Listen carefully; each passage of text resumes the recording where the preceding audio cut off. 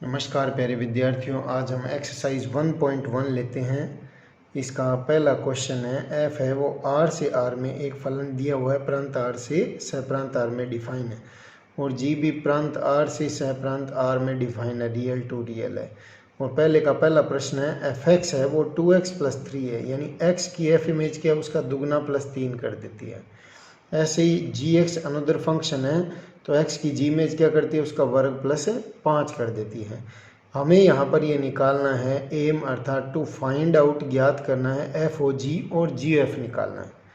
तो G F कैसे define होता है, तो यहाँ से देखना अपने को एफ का परिसर, तो एफ कहाँ पर है, एफ आर से आर में है, तो एफ का परिसर इसमें आएगा, आर होगा या आर से छोटा होगा। तो जी के प्रांत का उपसमुच्चय होना चाहिए, तो जी का प्रांत आर है, एफ का परिसर ये इसका सबसेट हो जाएगा, एटमोस्ट आर आर का सबसेट होगा।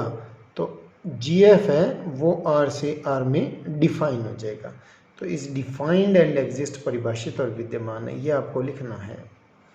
जी एफ डिफाइंड एंड एग्जिस्ट है, तो जी एफ है such that R to R, such that किस प्रकार होगा, जी एफ एक्स है, जी एफ एक्स बराबर क्या होगा, जी कंपोजिट एफ एक्स है या जी एफ एक्स की जी इमेज।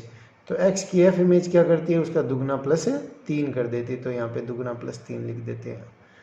अब इसको आप एक्स की तरह मानिए, तो एक्स की जी इमेज क्या करती है, उसका वर्ग +5 कर देती है, तो इसका वर्ग +5 कर देते हैं।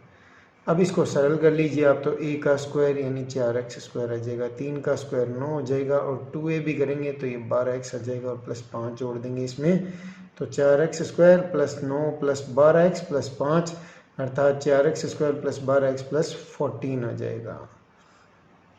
ठीक है, इसी प्रकार हम एफ ओ जी लेते हैं, तो एफ ओ जी क्या पे आएगा, तो जी देखना है, यहाँ से शुरू करते हैं, एफ ओ जी यहाँ से शुरू करते हैं, तो जी का परिसर यहाँ पे आएगा, जी का परिसर f के प्रांत का उपसमुच्चय होना चाहिए, तो जी का परिसर f के प्रांत का उपसमुच्चय होना चाहिए, तो ये यहाँ से यहाँ पे डिफाइन हो जाएगा। r से r में is also defined and exist, परिभाषित और विद्यमान है। तो एफ ओ जी एक्स होगा क्या, जी एक्स की एफ इमेज ले लेते हैं, तो एक्स की जी इमेज क्या करती है, एक्स की जी इमेज क्या करती है, उसका वर्ग +5 कर देती है, उसका वर्ग +5। अब आप इसको x की तरह मानिए, तो x की f इमेज क्या करती है, उसका दुगना +3 कर देती है, तो x² + 5 का दुगना कर देते हैं +3।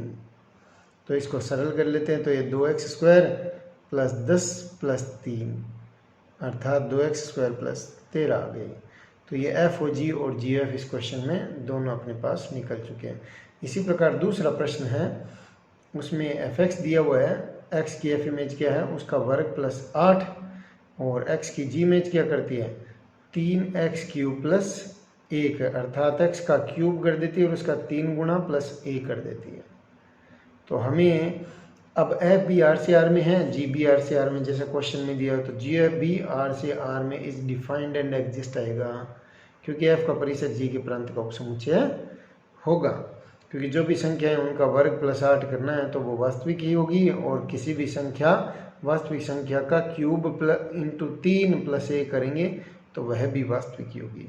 तो जी एफ आर से आर में डिफाइंड एंड एग्जिस्ट, अर्थात परिभाषित और विद्यमान होगा। तो जी एफ एक्स लेते हैं, अर्थात एफ एक्स की जी इमेज लेते हैं, तो एफ एक्स की जी इमेज क्या करते हैं, एक्स की एफ इमेज अपने पास क्या है, x² + 8 कर देते हैं, x² + 8, तो उस x² + 8 की जी इमेज ले लेते हैं अपने, तो जी इमेज क्या आएगी इसकी, इसका क्यूब कर देते हैं, x² + 8 का क्यूब × 3 + 1 कर देते हैं। इस रूल के अकॉर्डिंग जो भी x है उसका क्यूब होगा × 3 + 1 होगा, तो यहाँ पे इसको x की तरह मानते हैं, तो इसका क्यूब × 3 + 1 आ जाएगा, तो ये जी एफ एक्स निकल गया।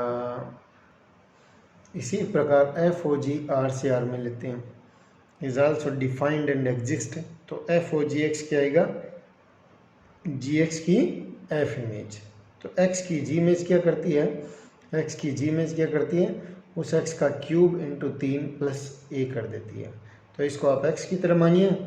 तो इस एक्स की एफ इमेज क्या करती है, उसका वर्ग और उसमें 8 जोड़ देती है। ये अपना क्वेश्चन है। तो इसको आप सरल कर लेते हैं, वर्ग ए स्क्वायर और बी स्क्वायर प्लस 2ab और प्लस 8 ये जोड़ देते हैं, तो ये अपने पास 9x की घात 6 प्लस 6x क्यूब प्लस 9 आ जाएगा। तो ये आंसर इसका होगा। अब नंबर 3 की बात करते हैं हम। नंबर 3 क्वेश्चन लेते हैं। तो इसमें fx दे रखा है x और gx दे रखा है x का मापांक। f और g दोनों ही r से r में डिफाइन है। हर क्वेश्चन में इसके 4 क्वेश्चन हैं पहले के, तो सभी में f और g अपने r से r में डिफाइन है। तो ये x की इमेज x को x पे भेज देता है और ये इसका मॉडुलस लगा देता है। तो gf क्या होगा, f का परिसर g के प्रांत का उपसमुच्चय होगा, तो ये भी r से r में डिफाइन होगा, ऐसे परिभाषित और विद्यमान। तो f का परिसर, तो f का परिसर r ही आएगा और g के प्रांत का उपसमुच्चय, तो g का प्रांत r होगा, तो r से r में डिफाइंड एंड एग्जिस्ट है। तो f का परिसर g के प्रांत का उपसमुच्चय। तो gf(x) बराबर क्या होगा, fx की g इमेज ले लेते हैं। तो x की f इमेज क्या होगी, उसको x पे ही भेज देता है और इस x की g इमेज लेनी है। तो x की g इमेज क्या करती है, x की g इमेज है उसका मापांक लगा देती है। तो ये gf(x) अपने पास क्या आ गया, x का मापांक आ गया।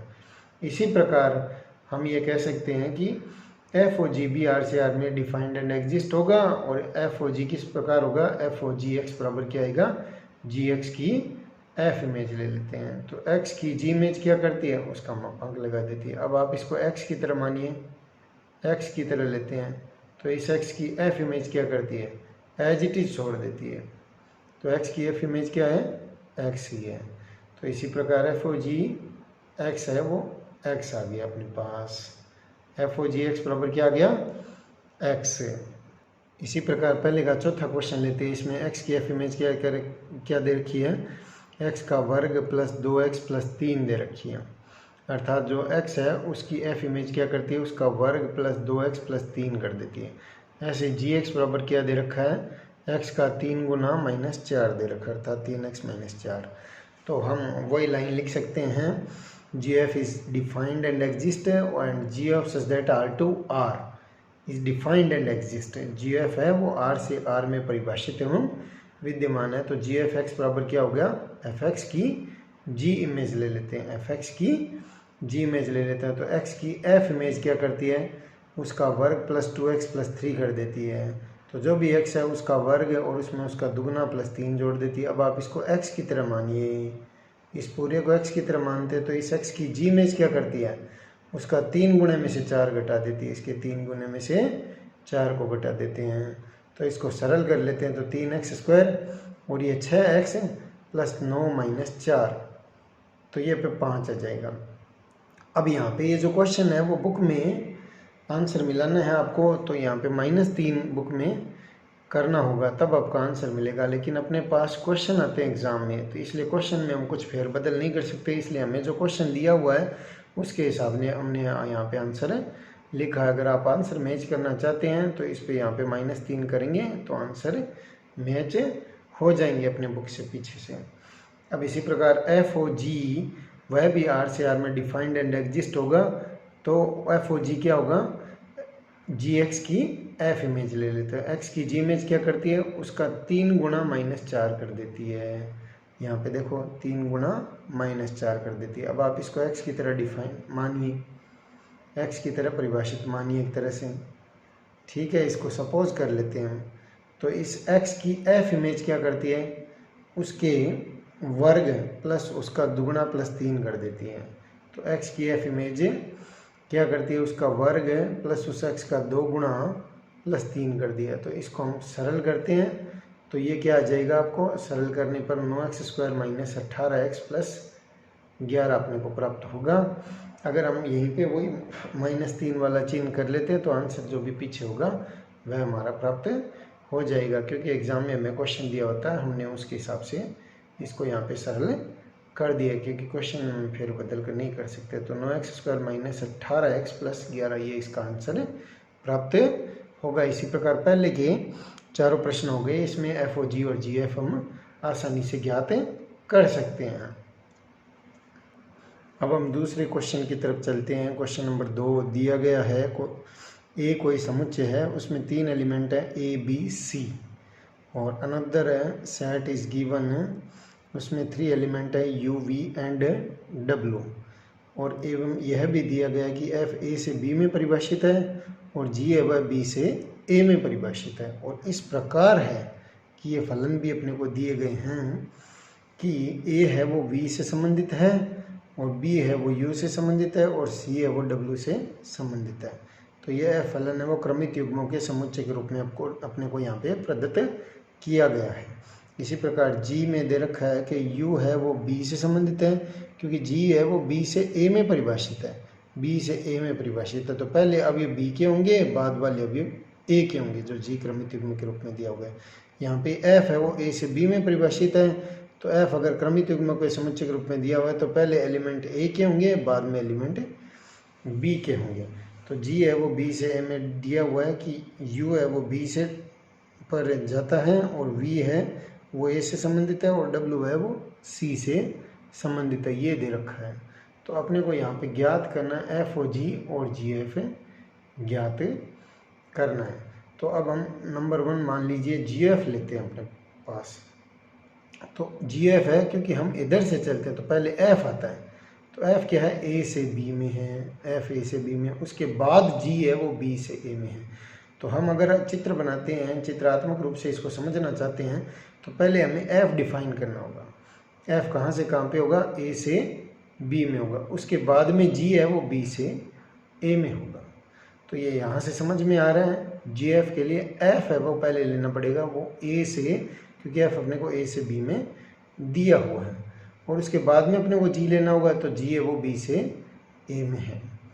तो एफ अपने एफ में एलिमेंट, ये अपने ए में एलिमेंट कितने दे रखे हैं, ए बी सी। एफ वो ए से बी में है और बी में एलिमेंट है यू वी डब्ल्यू। जी है वो बी से ए में है, तो ए में वापस क्या आ गए, ए बी सी आ गए। तो ये पिक्चर बन गई। अब नियम के अकॉर्डिंग ए है वो बी से संबंधित है, तो एफ में ए वो वी से संबंधित आ गया, और बी है वो यू से संबंधित है तो बी यू से संबंधित आ गया, और सी है डब्ल्यू से संबंधित तो सी डब्ल्यू से संबंधित आ गया। ऐसे जी में दे रखा है, जी कनेक्टिविटी कहाँ से कहाँ तक है, बी से ए के अंदर है, तो इसमें यू है वो बी से संबंधित है तो यू बी से संबंधित है, और वी है वो ए से संबंधित है, वी है वो ए से संबंधित है, और डब्ल्यू है वो सी से संबंधित है तो डब्ल्यू सी से संबंधित है। तो हमें यहाँ पे ये दिख रहा है कि एफ है वो स्पष्ट है एक की और आच्छादक है। एक की मतलब प्रांत के अलग अलग अवयवों की अलग अलग इमेज होनी चाहिए सह प्रांत में, तो एफ एक की आच्छादक है। ऐसे ही जी भी क्या आप देख सकते हैं कि प्रांत के अलग अलग अवयवों की सह प्रांत में अलग अलग इमेज है, तो वो भी एक की आच्छादक है। तो ये और एफ का परिसर ये कंप्लीट बी आ गया। जी के प्रांत अर्थात बी का सब सेट है, इसलिए जी एफ यहाँ से यहाँ पे एक फलन डिफाइन किया जा सकता है जिसको हम जी एफ बोलते हैं। तो जी एफ में पहले एफ है और बाद में जी है, जी एफ डिफाइन है।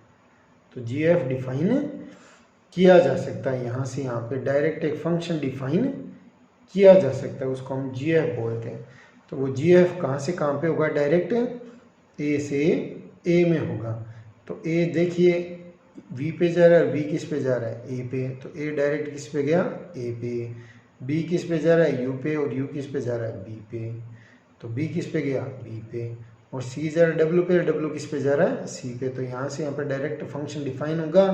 तो जी एफ है वो ए से ए में डिफाइन होगा, सच दैट इस प्रकार होगा। जी एफ बराबर क्रमित युग्मों के समुच्चय के रूप में लिखें तो ए संबंधित हो गया ए से, और बी संबंधित हो गया बी से, और सी संबंधित हो गया सी से। तो ए ए बी बी सी सी, ये जी एफ हमारा कंप्लीट हो गया। इसमें अब हम एफ ओ जी देखना चाहिए, तो एफ ओ जी यहाँ से चलेगा।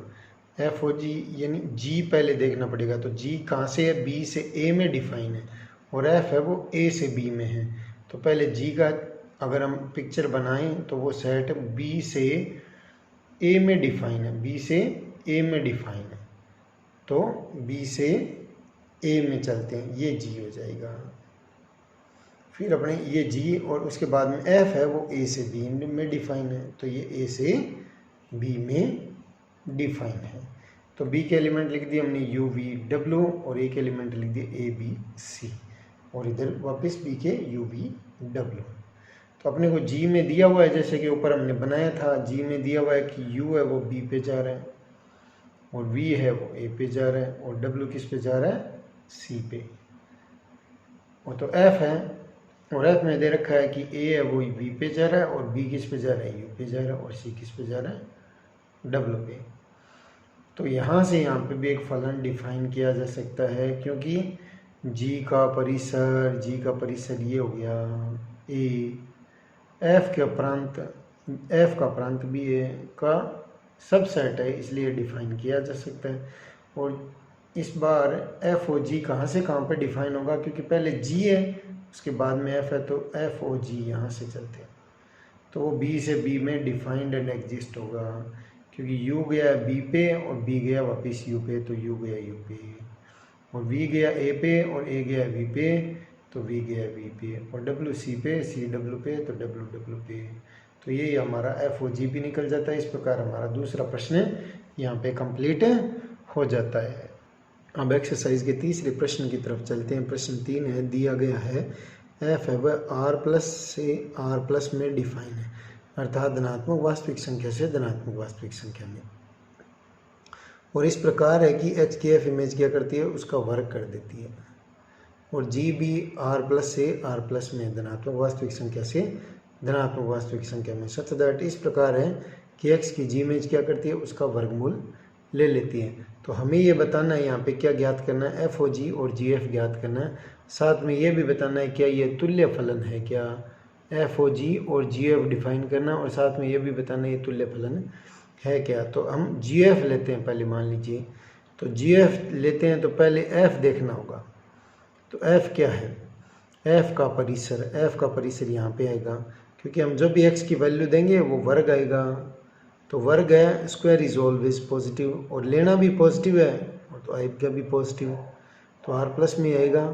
तो एफ का परिसर जी के प्रांत का उपसमुच्चय, तो आर प्लस का तो सबसेट होगा ही, तो ये यहाँ से यहाँ पे डिफाइंड एंड एग्जिस्ट हो गया। तो G F is defined and exist है, और वो भी आर प्लस से आर प्लस में डिफाइन है, such that G F X क्या होता है, एफ एक्स की जी इमेज, एफ एक्स की या जी कंपोजिट एफ एक्स बोलते हैं, तो एफ एक्स की जी इमेज हो गई। तो एक्स की जी इमेज क्या करती है, एक्स की एफ इमेज क्या करती है, उसका वर्ग कर देती है, तो यहाँ पे वर्ग कर दिया। अब इसको आप एक्स की तरह लीजिए, तो इस एक्स की जी इमेज क्या करती है, उसका वर्गमूल लगा देती है, तो इस एक्स स्क्वायर का वर्गमूल लगा देते हैं, तो एक्स ले लेंगे। तो यहाँ पे इसी प्रकार एफ ओ जी लेते हैं, तो पहले जी की तरफ चलते हैं, तो जी का परिसर यहाँ पे आएगा, एफ का प्रांत, तो ये इसका सबसेट होगा, तो ये यहाँ से यहाँ पे डिफाइन होगा। तो F O G R plus R plus में डिफाइंड एंड एग्जिस्ट है, इस डिफाइंड एंड एग्जिस्ट परिभाषित और विद्यमान है। इस प्रकार से होगा कि एफ ओ जी एक्स है वह क्या होगा, एफ जी एक्स, एक्स की जी इमेज क्या करती है, उसका वर्गमूल कर देती है। तो इसको आप एक्स की तरह मानिए। अब इस एक्स की एफ इमेज क्या करती है, इसका वर्ग कर देती है, तो ये एक्स। तो हम देखते हैं कि जी एफ और एफ ओ जी दोनों ही आर प्लस से आर प्लस में डिफाइन है, और दोनों जी एफ एक्स है वह भी एक्स के बराबर है, और एफ ओ जी एक्स है वह भी एक्स के बराबर है। तो एफ ओ जी और जी एफ दोनों डिफाइंड और एग्जिस्ट है, और ये बराबर है, इसलिए इनको तुल्य फलन कहा गया, अर्थात ये तुल्य फलन है। तो इसी के साथ अपना ये तीसरा क्वेश्चन भी इस एक्सरसाइज का कंप्लीट हो जाता है। अब हम चौथे प्रश्न की तरफ चलते हैं। इसमें दिया गया है कि एक फलन f है वह r से r में डिफाइन है, सच दैट इस प्रकार है कि x की f इमेज क्या करती है, उसका 3 गुना +4 कर देती है, 3 गुना +4 अर्थात 3x + 4 कर देती है। इसी प्रकार एक g फलन डिफाइन कर रखा हुआ है r से r में, इस प्रकार है कि x की जी इमेज क्या करती है, उसे x में से 4 घटा देती है, 3 का भाग लगा देती है। तो हमें यहाँ पे ज्ञात करना है एफ ओ जी एक्स और जी एफ एक्स तथा जी ओ जी वन भी ज्ञात करना है, जी ओ जी वन भी अपने को ज्ञात करना है। तो हम इसको 3 चरण में, फर्स्ट सेकंड थर्ड 3 स्टेप में पूर्ण कर लेते हैं। तो मान लीजिए हम पहले जी एफ निकालते हैं, तो जी एफ है, सबसे पहले एफ देखना अपने को, एफ का परिसर, तो हमें पता है एफ सच दैट आर से आर में such that F X equal to X plus B is 1 onto एक एक ही आच्छादक होगा। तो सहप्रांत परिसर के बराबर होता है आच्छादक की शर्त में। तो एफ है तो एफ का परिसर, तो ये एफ का परिसर यहाँ पे जी के प्रांत का उपसमुच्चय, एफ का परिसर जी के प्रांत का उपसमुच्चय है। तो ये यहाँ ये इसका सबसेट हो जाएगा, तो ये भी यहाँ से यहाँ पे डिफाइन हो जाएगा। तो जी एफ आर से आर में इज डिफाइंड एंड एग्जिस्ट परिभाषित और विद्यमान और such that G F X क्या होगा, एफ एक्स की जी इमेज हो जाएगा, एफ एक्स की जी इमेज। तो एक्स की एफ इमेज क्या करती है, उसका 3 गुना प्लस 4 कर देती है, जैसे यहाँ पे लिखा हुआ है 3x प्लस 4, तो ये 3x प्लस 4 लिख देती है। अब आप इसको x की तरह ज्यूम कीजिए, तो इस x की जी इमेज लेते हैं हम। x की जी इमेज क्या करता है, उस x में से 4 को घटा देते हैं और भाग लगा देते हैं 3 का। तो इसको x मानिए, इसमें से 4 घटा देते हैं और भाग लगा देते हैं 3 का, तो 4 से 4 कट जाएंगे और इसमें बाद में बचेगा 3x में भाग 3 का देंगे तो x आ जाएगा। तो जी एफ है वो r से r में और such that G F X है वो x पर ही गया, अर्थात आइडेंटिटी फंक्शन हो गया। इसको तत्समक फलन बोलते हैं हम, खुद पे ही, यानी x की इमेज x ही है तो उसको हम तत्समक फलन या आइडेंटिटी फंक्शन बोलते हैं। तो और दूसरे में निकालना अपने को एफ ओ जी। तो यहाँ से चलते हैं, जी का परिसर एफ के प्रांत का उपसमुच्चय आना चाहिए। तो यहाँ पे जी को देखते हैं हम, तो जी का परिसर यहाँ पे आएगा और एफ का प्रांत यहाँ पे आएगा। जी का परिसर यहाँ पे आएगा, एफ का प्रांत यहाँ पे आएगा, तो ये आर से आर में डिफाइन हो जाएगा, अपने पास आर से आर में डिफाइन हो जाएगा। तो एफ ओ जी है वो आर से आर में परिभाषित है और विद्यमान होगा, such that F O G X है वो जी एक्स की एफ इमेज हो जाएगी। तो एक्स की जी इमेज क्या करती है, उस एक्स में से 4 को घटा के भाग दे देती है 3 का, तो एक्स में से 4 को घटा के भाग दे देती 3 का। इसको आप एक्स की तरह मानिए, किसकी तरह मानना है, एक्स की तरह। अब इस एक्स की एफ इमेज क्या करती है, उसका 3 गुना, एक्स की एफ इमेज 3 गुना प्लस 4 करती है, तो इसमें 3 गुना कर देते हैं और प्लस 4 जोड़ देते हैं, 3 3 से कट जाएगा और इसमें से 4 में से 4 घटेगा तो यहाँ पे भी एक्स आ जाएगा। तो एफ ओ जी है वह भी आर से आर में डिफाइंड एंड एग्जिस्ट है और such that F O G X equal to X है इज आल्सो आइडेंटिटी फंक्शन अर्थात तत्समक फलन है। अब अपने को जी ओ जी वन निकालना है, जी ओ जी वन निकालना है। तो जी वन की जी इमेज देखनी है, जी वन यानी एक्स की जगह आप 1 रख दीजिए, तो एक्स की जी इमेज क्या करती है, उसका एक्स में से 4 को घटा के भाग 3 का लगा देती है, तो 1 में से 4 को घटा के भाग 3 का देते हैं, तो यहाँ पे -3 में 3 का भाग देते हैं -1। अब इसकी पुनः जी इमेज लेते हैं, तो यही एक्स मानिए, तो एक्स में से अर्थात -1 में से 4 को घटा के भाग देते 3 का, तो -5/3 अपने पास है, आंसर प्राप्त होता है। इसके साथ ही अपना ये चौथा प्रश्न भी पूर्ण हुआ। इनको आप ध्यान से समझने का प्रयास कीजिए और बार बार इनको देखिए और पीछे वाले जो वीडियो आपको उसमें नहीं देखे हैं तो उन जानकारी को आप प्राप्त कीजिए, उनको भी ज़रूर देखिए, क्योंकि एफ ओ जी जी एफ है ये फलन है, ये समझना अत्यंत आवश्यक है, क्योंकि ये बेसिक है आपकी, इन चीज़ों को समझना अत्यंत ही आवश्यक है। अब हम 5वें प्रश्न की तरफ बढ़ते हैं। एक्सरसाइज 1.1 का 5वां प्रश्न दिया गया है अपने को, एफ है वह आर से आर में डिफाइन, यानी प्रांत आर से सप्रांत आर में डिफाइन इस प्रकार है कि एक्स की एफ इमेज क्या करती है, उसका वर्ग कर देती है। और जी भी आर से आर में डिफाइन है कि जी एक्स है उसका कोस ले लेते हैं एक्स का, तो कोस एक्स दे रखा है अपने को, और एक अनदर फंक्शन और दे रखा है एच, इस बार वह आर से आर में डिफाइन है सच दैट इस प्रकार है कि एक्स की एच इमेज वह 2x + 3 है। तो 3 फलन अपने को दिया हुआ है। अब ज्ञात करना एच ओ जी एफ √2π ज्ञात करना है, √2π √2π ये ज्ञात करना है। तो एच ओ जी एफ, अब आप इसको एफ ओ जी अर्थात एफ कंपोजिट जी की तरह मानिए, ये एफ है ये जी मानिए, तो ये √2π अपने पास पड़ा ही है। तो इसको हम क्या लिखते हैं, एफ अर्थात जी एक्स की एफ इमेज लिखते हैं। एफ ओ जी को हम कैसे लिखते हैं, एफ ओ जी को हम कैसे लिखते हैं उस हिसाब से अपने को लिखना है इसमें। तो एच जी एफ √2π, तो उस रूल के अकॉर्डिंग लिखा है आपने। 2 फलन मानिए, कोष्टक वाले को एक फंक्शन मानिए और इसको बार वाले को दूसरा फंक्शन मानिए, तो एच जी ओ एफ √2π आ गया। अब इसको सरल कैसे करते हैं अंदर वाले को, तो जी एफ यानी इसको एक्स की तरह मानिए तो एफ एक्स हो गया, अर्थात रूट 2 पाई की एफ इमेज ले लेते हैं। अब एफ क्या करता है, उसका वर्ग कर देता है, तो यहाँ पे इसका क्या हो गया, 2 पाई का वर्ग हो जाएगा। तो 2 पाई का वर्ग कितना आएगा अपने पास, 2 पाई आ जाएगा। तो ये एफ इमेज ले ली हमने, एफ रूट 2 पाई, उसका एफ क्या करता है, वर्ग कर देता है, तो यहाँ पे वर्ग हो गया। अब इसको एक्स की तरह मानिए, तो ये जी एक्स क्या करता है, जी एक्स है उसको कोस में, कोस के पास भेज देता है, यानी एक्स है वो कोस के पास चला जाता है, अर्थात 2 पाई है, अर्थात कोस 2 पाई हो जाएगा अपने पास। अब हमारे पास एक फॉर्मूला होता है कोस एन पाई है, वो -1 टू द पावर एन होती है for all N belongs to Z, प्रत्येक पूर्णांक के लिए। तो यहाँ पे पूर्णांक है, एन का मान 2 है, तो -1/2 है, इसका मान 1 अपने पास आ जाएगा। तो h1 इसको भी x की तरह मानिए, hx क्या करता है, उसका दुगुना, x का दुगुना +3 कर देता है, तो 1 का दुगुना +3 अर्थात अपने पास 5 आ जाएगा। इस प्रकार ये हमारा 5वां प्रश्न भी संपूर्ण हुआ। यानी ध्यान से देखने का आपको प्रयास करना है, बार बार आप इनको देख सकते हैं, बड़ा ही आसानी से और सरल तरीके से आपको समझाया गया है। और पीछे वाले वीडियो ज़रूर देखें, ये अत्यंत आवश्यक है।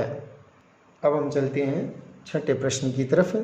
इसमें दिया गया है एफ है आर से आर में डिफाइन है, सच दैट इस प्रकार है एफ एक्स, एक्स की एफ इमेज क्या करती है, एक्स का दुगुना प्लस एक्स की घात -2 लिखा हुआ है, थोड़ा ध्यान से देखना आपको, -2 लिखा हुआ, और जी भी आर से आर में दे रखा है, सच दैट जी एक्स है वह क्या दे रखा है, एक्स की घात 4 + 2x + 4, अर्थात x की जी इमेज क्या करती है, उसकी घात 4 लगा देती है, और x का दुगुना उसमें जोड़ देती है, +4 और जोड़ देते हैं।